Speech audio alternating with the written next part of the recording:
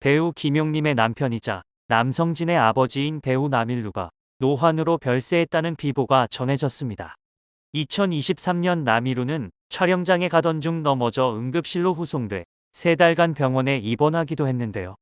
당시 고관절 수술을 마치고 무사히 회복했으나 갑작스레 세상을 떠나 가족들도 깊은 슬픔에 잠겨 있습니다. 남일루의 아내는 김용림, 아들은 남성진, 며느리는 김지영으로 연예계 대표 배우 가족으로도 유명한데요. 남일루는 1957년 연극 배우로 데뷔한 뒤 1958년 KBS 공채 3기 성우로 발탁됐습니다. 1964년 KBS 공채 4기 탤런트로 안방극장에 진출했고 1974년 영화 마지막 날의 언약으로 스크린에도 데뷔했죠. KBS 4기 성우였던 김용림과는 5년 열애 끝에 1965년에 결혼식을 올렸는데요. 두 사람은 1973년 KBS 대하 드라마 세종대왕에 함께 출연하기도 했습니다. 당시 남일루는 세종대왕, 김용림은 원경왕후 역을 맡아 모자 호흡을 맞췄습니다. 이후 2004년 왕꽃선녀님에서는 부부 역할을 맡으며 주목받았습니다. 남일루는 안방과 스크린을 넘나들며 무수히 많은 작품에서 활약해왔는데요. 김용림은 과거 혹독한 시집살이에 대해 털어놓기도 했죠.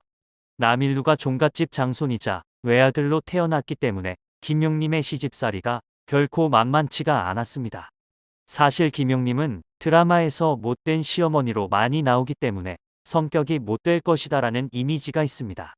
그런데 50여 년간 같이 살았던 남편 남일루는 좀 뜻밖의 말을 합니다. 아내는 막내여서 귀여운 면이 많다. 그리고 가끔씩 소녀 같은 면도 있다. 못된 시어머니가 아니다. 그리고 김용림은 시부모님에게 정신적인 시집살이를 당했다고 고백하죠. 내가 부잣집 막내딸이자 TV스타였기에 부엌에는 절대 못 들어오게 하셨지만 그 이상의 정신적인 스트레스를 받아야 했다. 사실 첫째 딸을 낳고 이혼하자고 남편에게 말했다. 그러자 남편이 일주일만 여유를 달라고 했다. 그런데 그 말을 한 뒤에도 남편과 부부싸움을 할 수가 없었다. 그 당시에는 배우로 얼굴이 알려졌기 때문에 집에서는 시부모님 때문에 싸우지 못했고 자동차 안에서는 기사 때문에 못 싸웠다. 또 다방에서는 사람들이 우리를 쳐다봐서 싸우지를 못했다. 결국 남편과 친정 엄마 산소에 가서 이야기를 했다. 시어머니가 날 심하게 대한 날이면 남편이 나를 붙잡고 데리고 갔다. 그리고 담벼락을 가리키면서 이게 우리 엄마다. 그러니까 여기다가 욕을 해라라고 하더라. 사실 아들이 그러기가 쉽지 않기에 그 말을 듣고 정말 감격했다. 그래서 담벼락에 대고 30분 동안 욕을 하니까 속이 후련해졌다. 만약 그렇게 욕을 하지 않았더라면 아마 못 살았을 것이다. 그렇게 30분이 지나니 그동안 담배만 피던 남편이 이제 그만해라라고 딱 한마디 하더라. 사실 남편 남일루가 어머니와 아내 사이에서 분명하게 행동했다고 합니다.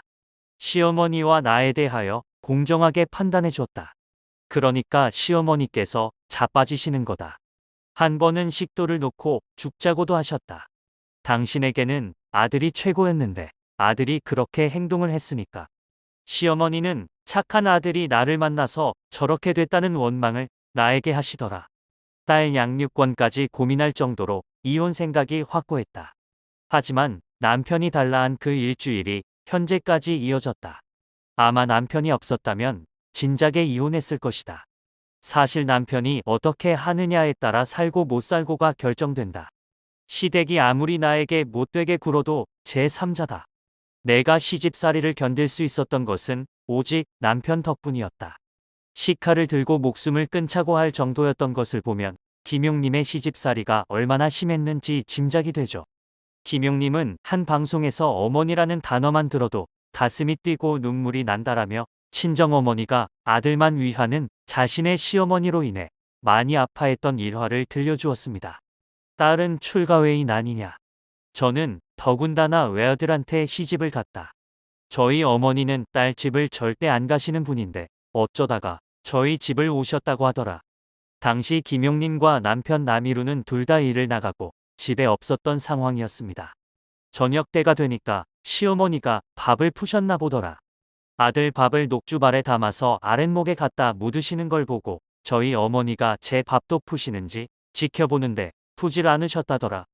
저희 어머니가 어렵게 말씀을 꺼내서 사부인, 어멈 밥은 안 푸셔요. 라고 물으니까 밥통에 퍼놨잖아요 라고 답해서 너무 마음이 아프셨다고 한다. 이 말을 전하며 김용님은 울먹이기 시작했습니다. 똑같이 일하러 나가서 들어올 텐데 그렇게 하셨다. 그날 가신 후에 어머니가 통 집에 오질 않으시고 저한테 이 이야기도 전혀 하지 않으셨다. 나중에 병환이 드신 이후에 돌아가시기 전에야 들을 수 있었다. 김용님은 눈물을 흘리며 계속해서 이야기를 이어나갔습니다. 아프실 때 어머니는 저에게 나는 괜찮으니 절대 굶지 말고 다녀라.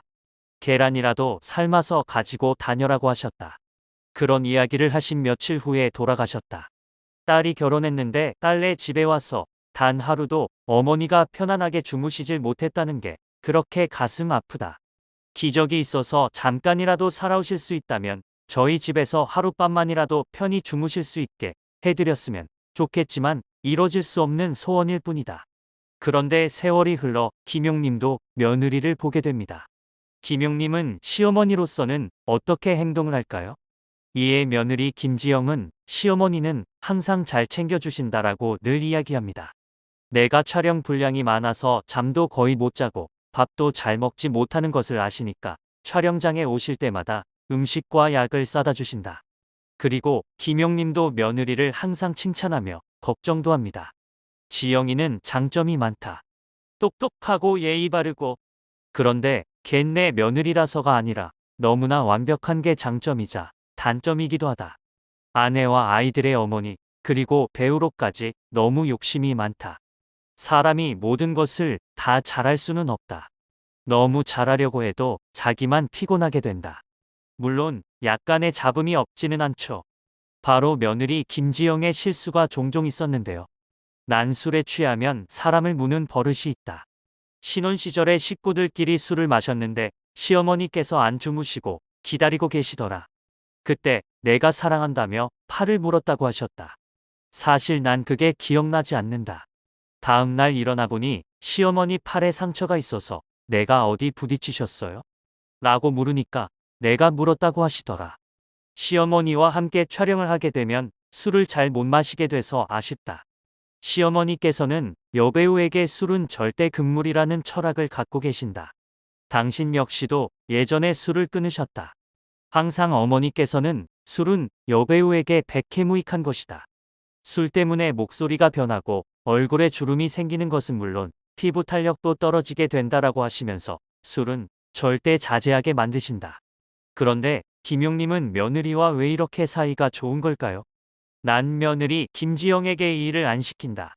며느리가 알아서 잘하기도 하지만 난 언제나 며느리를 미워하지 말자. 그러면 내 아들이 괴롭다라고 생각하기 때문이다. 자기가 당한 만큼 시집살이 대물림을 해 고부 갈등이 심해지는 경우가 많은데 김용님은 지혜롭게도 며느리를 딸처럼 아끼며 애정을 쏟았습니다. 시어머니와 며느리는 항상 서로를 위하는 말을 하지만 정작 남편 남성진은 잘 나가는 아내를 보며 질투심을 느낀다고 해 비난 폭격을 받기도 했죠. 과거 김지영은 시아버지가 30년간 피워온 담배를 단번에 끊게 만들기도 했는데요. 남이루는 30년 넘게 피워온 담배였는데 며느리 때문에 끊었다. 며느리가 아버지가 담배 안 끊으시면 아기 안 가질 겁니다라는 말이 원인이었다고 말했습니다. 김용님도 며느리 때문에 휴대폰 문자 메시지 전송법을 배웠다고 일화를 전했는데요. 며느리와 수준을 맞추려고 방법을 배웠는데 요즘 며느리와 문자 메시지 주고받는 재미에 푹 빠졌다라고 얘기했습니다. 아울러 김지영이 시어머니의 사랑을 한 몸에 받게 된 계기도 공개됐었는데요.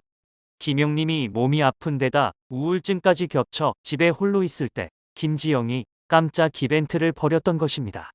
김지영은 촬영 중 생긴 다리 부상에도 불구하고 김용님이 좋아하는 케이크와 국화꽃 한 다발을 안고 집으로 찾아갔었다고 하는데요.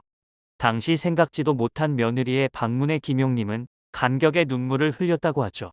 이렇게 서로를 위하는 마음이 있기에 며느리도 시부모님도 서로를 향한 따뜻한 마음만 전해지는 것이 아닌가 하는데요.